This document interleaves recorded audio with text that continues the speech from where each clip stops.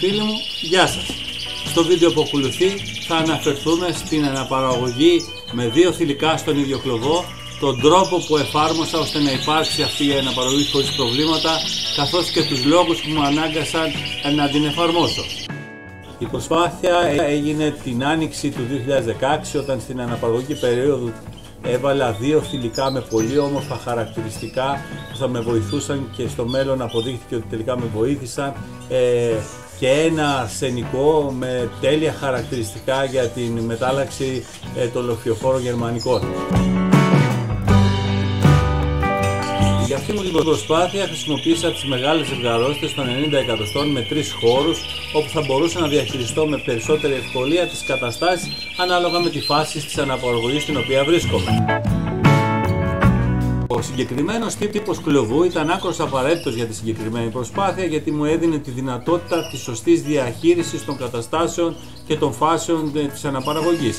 Δηλαδή όταν είχα νεοσούς από την πρώτη γέννα και τα θηλυκά είχαν ήδη οτοκίσει στη δεύτερη τους αναπαραγωγική προσπάθεια. Η μέθοδος με επιβίτορα, όπου το αρσενικό είναι μόνιμα σε ένα κλωβό και το μεταφέρει ο εκτροφέας για να γονιμοποιήσει το θηλυκό που τον ενδιαφέρει τη στιγμή που είναι έτοιμο να φτιάξει τη φωλιά του ή φτιάχνει τη φωλιά του, από μένα απορρίφθηκε, και γιατί υπήρχε αρνητική εμπειρία των προηγούμενων χρόνων εξαιτίας του συγχρονισμού που υπάρχει στην αναπαραγωγή. Δηλαδή θυμίζω πως τα θηλυκά μου με τον τρόπο που τα προετοιμάζω συγχρονίζονται και γεννούν σχεδόν ταυτόχρονα μέσα στη μια εβδομάδα περίπου, αλλά και επιπρόσθετα, επειδή δεν ήθελα να στρεσάρω πιάνοντας συνεχώς το αρσενικό και μεταφέροντας από κλωβό σε κλωβό.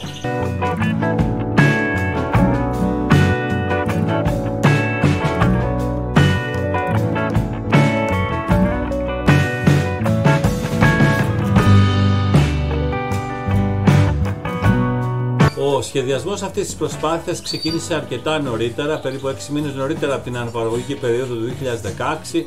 Περίπου τον Οκτώβριο του 2015 επέλεξα τα 2-3 θηλυκά που με ενδιέφεραν, που είχαν τα χαρακτηριστικά που ήθελα, και τα έβαλα να συζούν σε ένα χώρο με χώρισμα αναμεταξύ τους, έτσι ώστε να γνωριστούν, αλλά και για να δω τη συμπεριφορά του ενός απέναντι στο άλλο. Σε αυτόν τον τρόπο αναπαραγωγής πρέπει τα δύο θηλυκά να μπορούν να συμβιώσουν, και είναι ουτοπικό να προσπαθείς να βάλεις σε αναπαραγωγή δύο θηλυκά που μαλώνουν μεταξύ τους, πόσο δε μάλλον όταν την περίοδο της αναπαραγωγής το ένα θα είναι ανταγωνιστικό του άλλου και στο στρώσιμο της φωλιάς, αλλά και κυρίως κατά την ανατροφή των μικρών.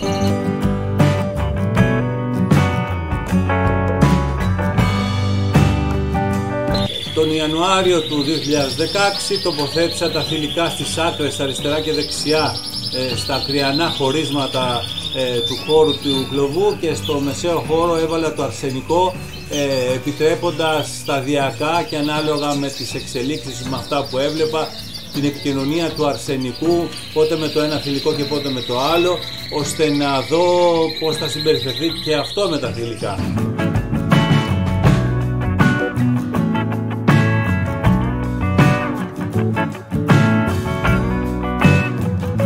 Το τρίτο δεκαήμερο του Ιανουαρίου άρχισαν τα πουλιά να ετοιμάζουν τη φωλιά τους, και λίγες μέρες πριν βγει ο Ιανουάριος άρχισαν οι οτοκίες με μία μέρα διαφορά. Στη συνέχεια περάσαμε στην περίοδο της επόασης των αυγών, όπου τα δύο θηλυκά, το καθένα στη φωλιά του, επόαζε τα αυγά της.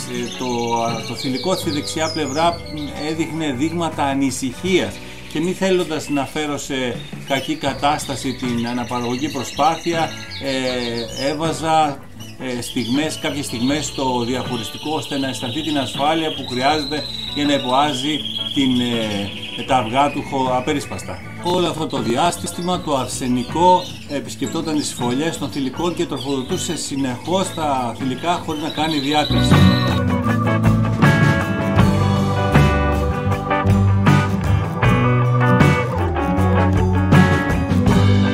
Το απόγευμα της 17ης Φεβρουαρίου 2016 εμφανίστηκαν τα μικρά στη δεξιά φωλιά του κλωβού, με τα πουλιά να είναι σε υπερδιέγερση και συνεχή κίνηση, μια και την προηγούμενη το απόγευμα είχαν εμφανιστεί και τα μικρά και στην πρώτη φωλιά, στην αριστερή, που είχε προηγηθεί ο τοκία κατά μία μέρα.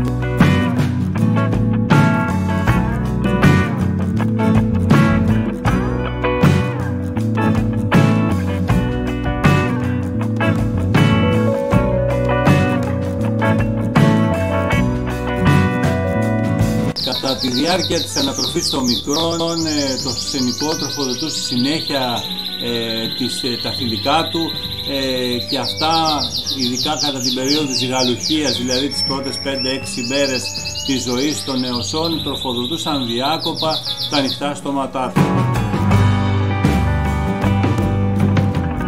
Χαρακτηριστική είναι η στιγμή που το φοβισμένο θηλυκό της δεξιάς φωλιάς δεν θέλει να δεχτεί την τροφή και ο αρσενικός της βρώχνει με το πόδι του.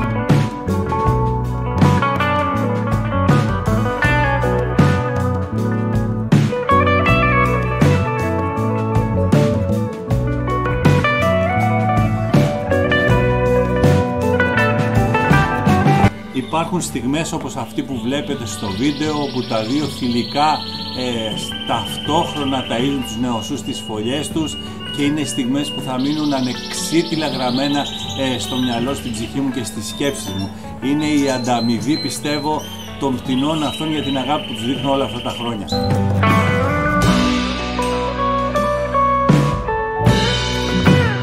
Έτσι όμορφα και φυσιολογικά μεγάλωναν τα μικρά, και όταν τα δύο θηλυκά μου έδειξαν ενδιαφέρον για νέο φόλιασμα, χώρισα τη ζευγαρόστρα στα 3, άφησα τα μικρά στο κέντρο και τα δύο θηλυκά αριστερά και δεξιά, όπως ήταν και από την αρχή.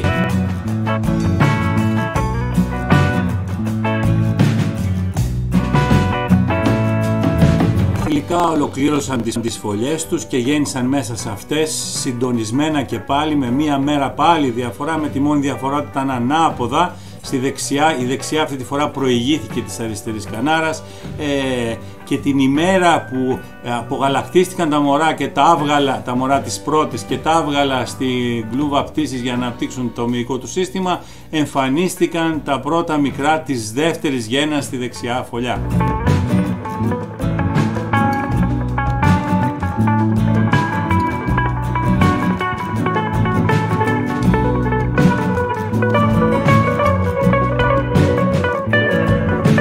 Η εξέλιξη της δεύτερης γέννας των πουλιών αυτών ήταν και αυτή φυσιολογική, με όμορφη συνύπαρξη και των τριών πτηνών στον ίδιο χώρο. Τα μικρά κάποια στιγμή συγκεντρώθηκαν σε μια φωλιά στο κέντρο του κλωβού και τροφοδοτούνταν συνεχώς και από τους τρεις γονείς. Μάλιστα οι μητέρες δεν κάναν διάκριση και ταΐζαν όποιο στόμα ήταν ανοιχτό, άσχετα ήταν το δικό του το μικρό ή της αλληνής. Η συγκεκριμένη προσπάθεια μου άφησε πάρα πολλές αναμνήσεις. Ήταν μια όμορφη περίοδος στη ζωή μου, δεν θα την ξεχάσω και γι' αυτό και σας τη μεταφέρω. Ασφαλώς και σας συνιστώ αυτή την προσπάθεια, εφόσον υπάρχει λόγος για να βάλετε ένα αρσενικό με δύο θηλυκά. Είναι μια προσπάθεια όμως που πρέπει να εφαρμοστεί μόνο με τις συνθήκες που περιέγραψα. Σε διαφορετική περίπτωση τα ατυχήματα ελοχεύουν και σε κάθε περίπτωση θα χαθούν ζωές, και αυτό δεν είναι όμορφο.